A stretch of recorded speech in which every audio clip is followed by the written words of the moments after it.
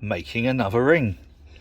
This time it's a half crown, and this time I can't get it wrong. This isn't the one. So I got a request, must be about 3 weeks ago, for a 1946 half crown ring to I think it's size T. I need to look that up. And I had a lot of problems finding a good 1946 one. Now, 1946 was a strange year. Unlike these, this is a 67, I think. Yeah, 67.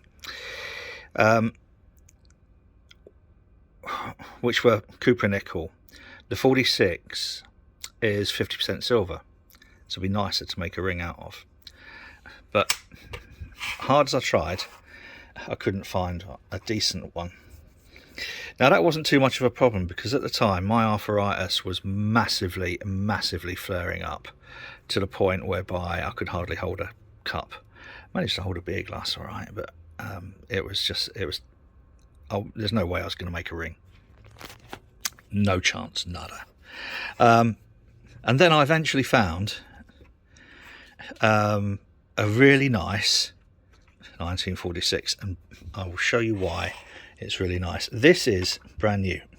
It's come straight out of a bullion bag, and it's never been in circulation, uncirculated. This is the 46 one that I found. It has, I think, been in circulation, but I think apart from a tiny little bit of discoloration down by the H of the half, tiny little mark between the F and the C, and above the N. In fact, I think those probably meant to be there. Yes, they are. I've never worked on one this old. Well, I have. Older, much older. 1800s coins I've done. But this is the first 1946. So this arrived just as we were going off on holiday. So I contacted the customer via their mum and said, look, I could rush it, but I don't really want to. I'd like to take my time doing it. And she said, yeah, that's okay. I said, I'm gonna be away for a bit. When do you need it by? And she told me, and she said that's his birthday. I can't actually say obviously when that is, but my birthday too. Oh, do. I wasn't born in 1946, by the way, nor 1967, somewhere in between those.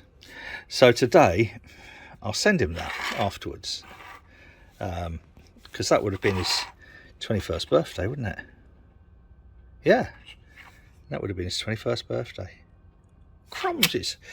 So what we're going to do is we're going to make this into, I'll go and check the size, into a ring.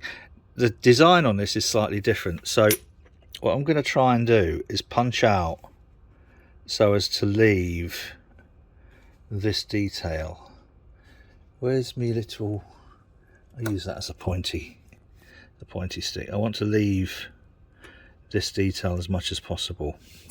In this one, it doesn't, you see, I can punch clean in there to remove this, but here I don't want to damage this, so I'm gonna use a punch which is probably, I'd think,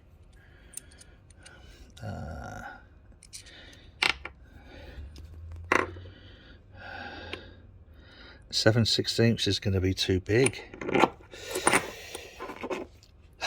Ooh, right.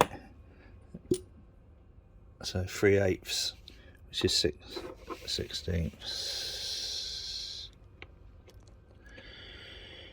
Oh, I think that might be all right. Let's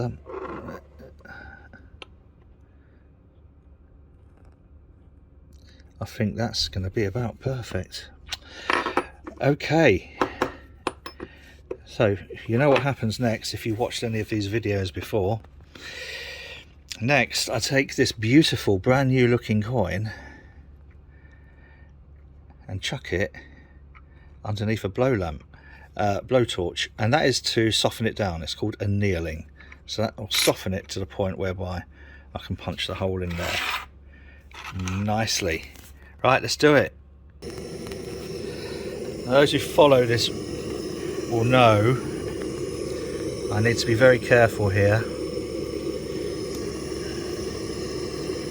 because 0.5 silver, it's quite easy to melt. So that's all I'm going to do at the moment.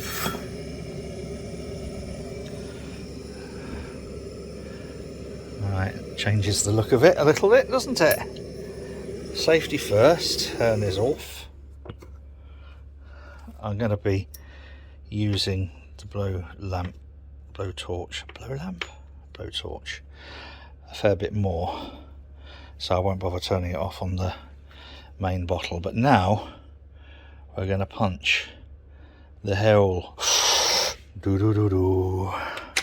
This is always the scary bit, boys and girls. The point of no return. Oh! Okay, we now no longer have a coin. We now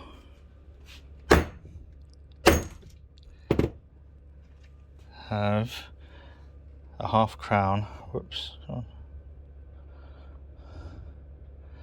A half crown polo. Right, let's get it out of there, take a look. I think that was the perfect punch size for that. So we've got a bit from the middle, which I'll put in a little bag, and a thing saying the bit from the middle. It's not a bad coin, this at all. It's a beautiful coin.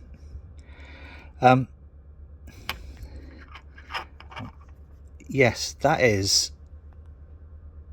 I think, once that's opened out and stretched, we should keep most of that detail.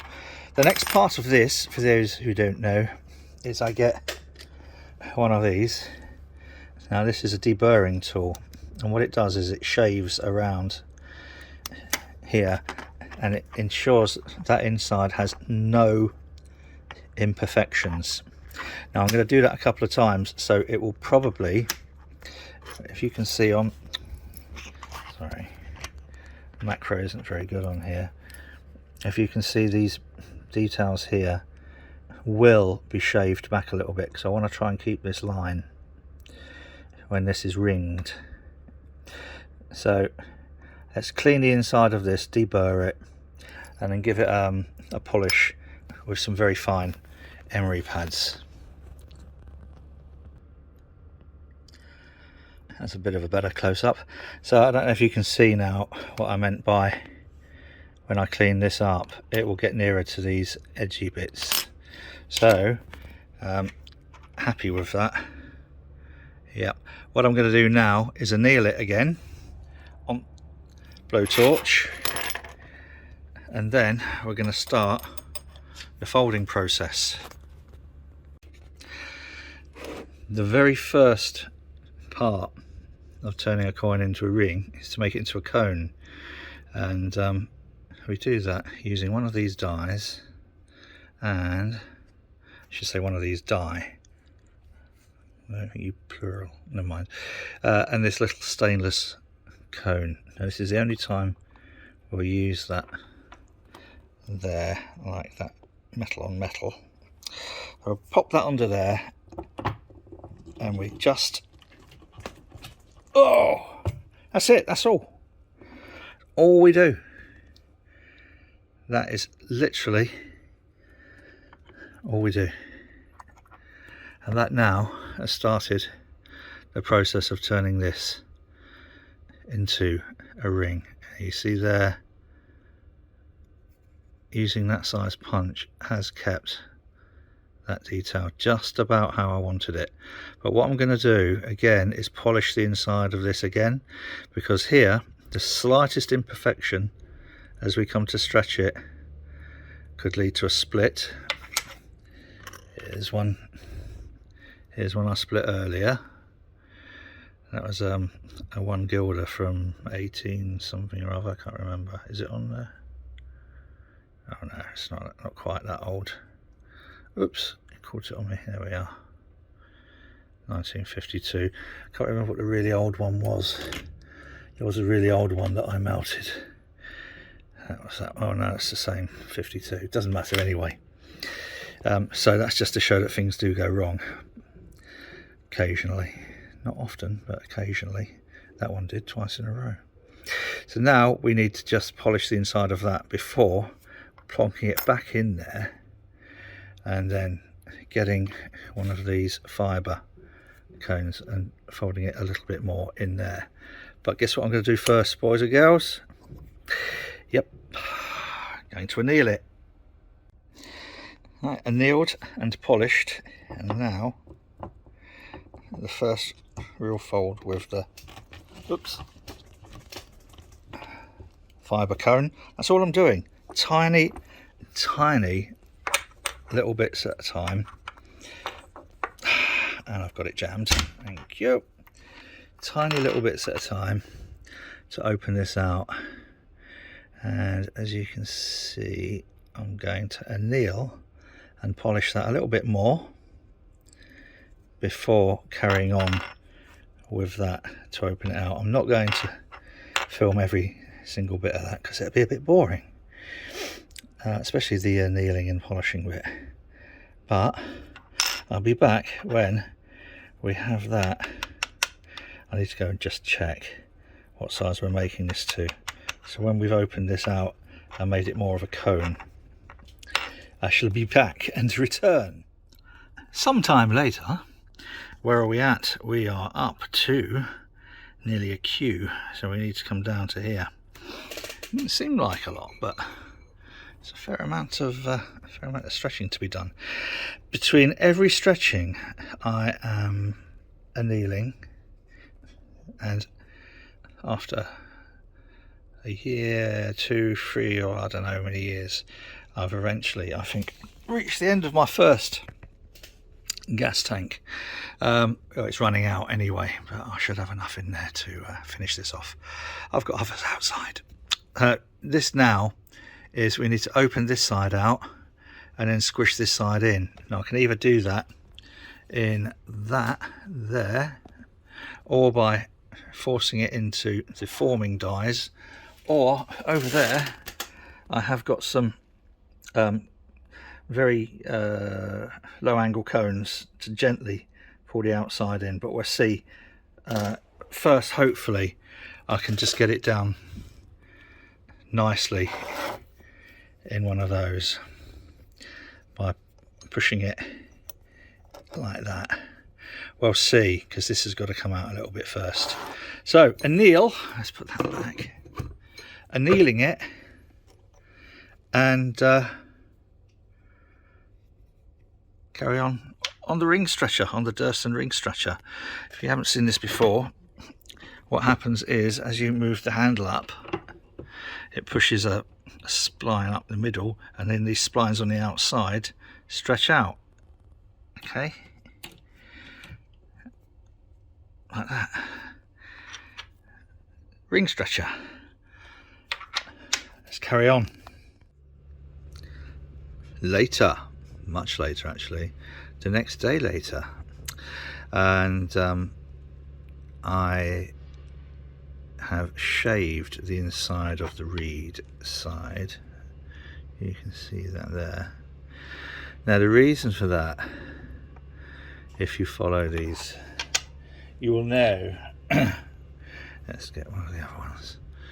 The reed is obviously the thickest part of the coin or stroke ring, so we have to size it to that, which means we've got to make the non-reed side bigger than a size T. This will be the size T, but in order for it to be ring shaped in our instead of cone shaped, the non-reed side needs to be stretched out, maybe to a V, U or a V.